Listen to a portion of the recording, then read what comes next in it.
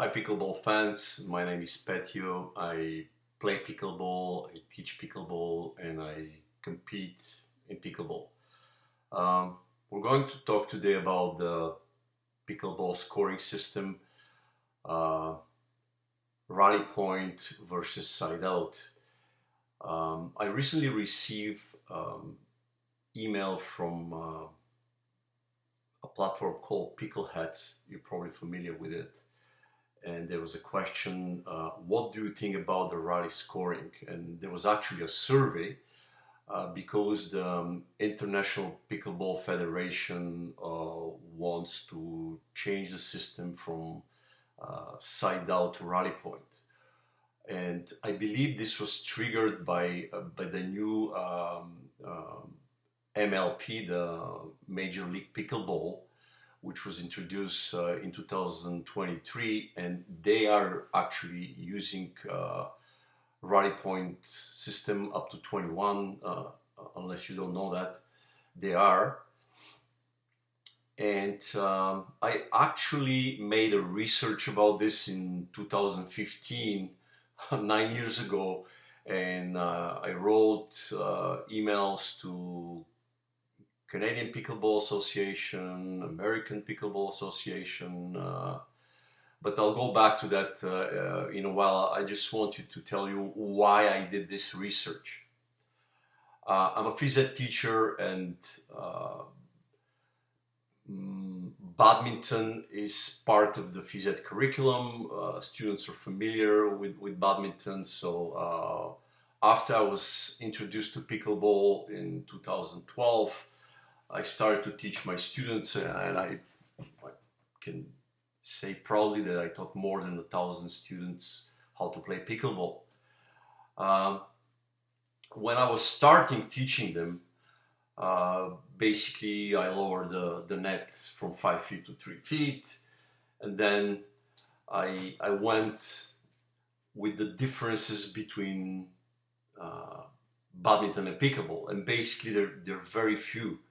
You have to serve behind the end line. There is a non-volley zone, and there's a double bounce rule. And basically, then you start hitting the ball. Of course, here we have a ground stroke, but it was not so complicated. So the kids start playing it, and then after explaining this for like 2-3 minutes, started explaining the scoring system. And the kids were confused. Took me, I don't know, close to 10 minutes. We were demonstrating, switching, and they start playing. So I noticed their arguments. They kept asking me questions. And at one point, I noticed that in one court, everything is going smoothly. So I go there and say, well, what's going on, guys? And they said, sir, you told us that pickleball is using the old badminton rules, but we find them confusing, so we decided to go with the new badminton rules. So I said, you guys keep going, and that's it. With the next class, I just gave them the difference between pickleball and badminton, and we kept the rules with the new badminton rules, and everything was smooth. And this basically triggered me to make the research, because at that time, as a phys ed teacher, I know most of the rules of the major sports, and I couldn't think of a sport that's still using the side-out system. So, volleyball changed from side out to rally point in year 2000. Badminton changed in 2006, and squash changed in 2009. Now, why pickleball didn't change it, I don't know. Now, I'm going to read you what Barney McCollum said, one of the pickleball co-founders, in a YouTube video called The Origins of Pickleball. The scoring system, that was a big argument. We tried them all. Ping pong, badminton, tennis, we tried it. So, well, finally they adopted the badminton rules. The badminton rules changed in 2006. Uh, why pickleball didn't change it, I don't know. So after I wrote this article to Canadian Pickleball Federation, they said we cannot do anything. We're following the U.S. Pickleball Association. So I wrote directly to the person who was a chairman of the rules committee, and he answer was, you know what, the serving team is in disadvantage. That's why rally point scoring is not good. And number two, I don't like it, and I hope they don't change it during my time. So like, of course, like if you compare with volleyball, volleyball is the same.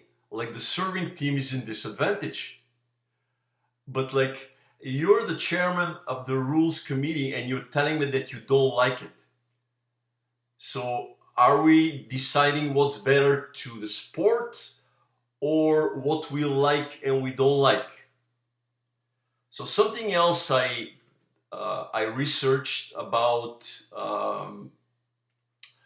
accepting the sport in the Olympic Games, which is like basically number one challenge and wish for every sport.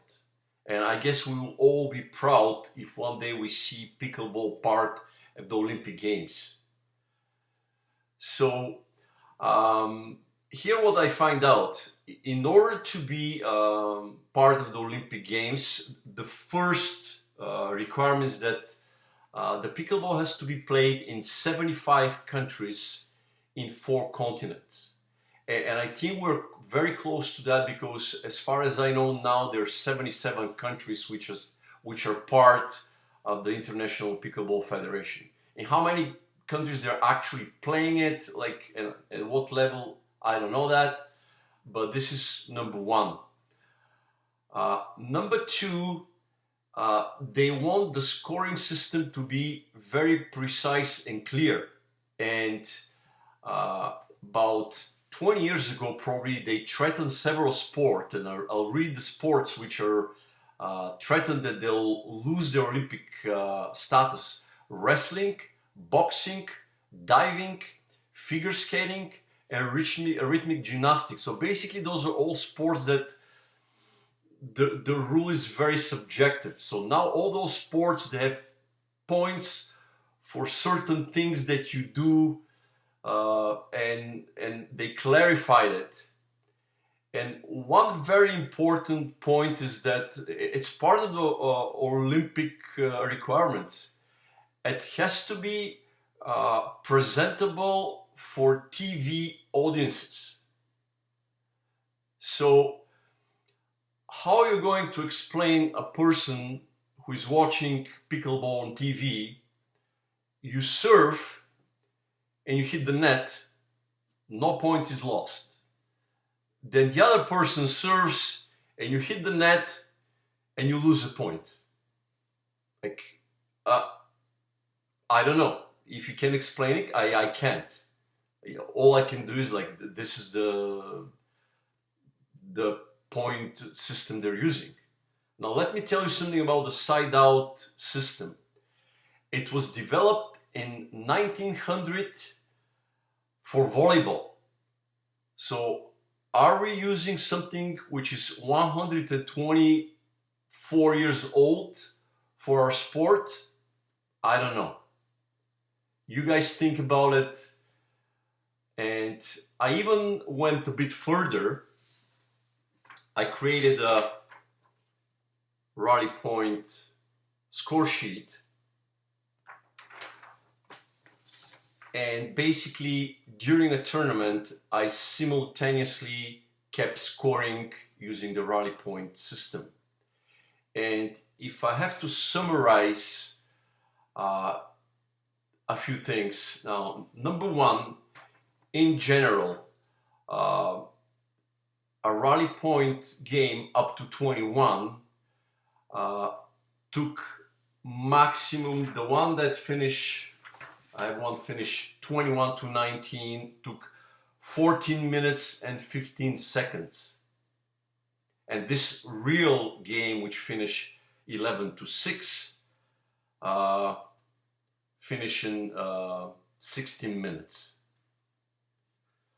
So 21-19 versus 11 to 6. Now first, in all cases, the team who won using the rally point won using side out. So basically there was no differences.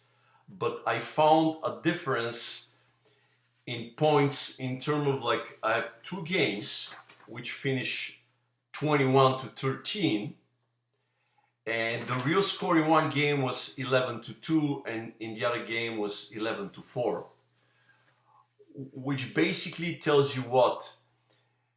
It's very important when you make the mistake. So as you see, like, I'm heading towards the rally point scoring system basically, but this is not a personal opinion. It's based on the research, and at the end of the day, it's not what we like or we don't like. It's what's the best for the sport. And I recently asked a 20 years old professional badminton player about her opinion of the side out scoring system. She couldn't understand how can you make two consecutive mistakes in doubles and the score does not change. So I will think that if you're just a recreational player, nothing will change for you. You count the points whatever you like.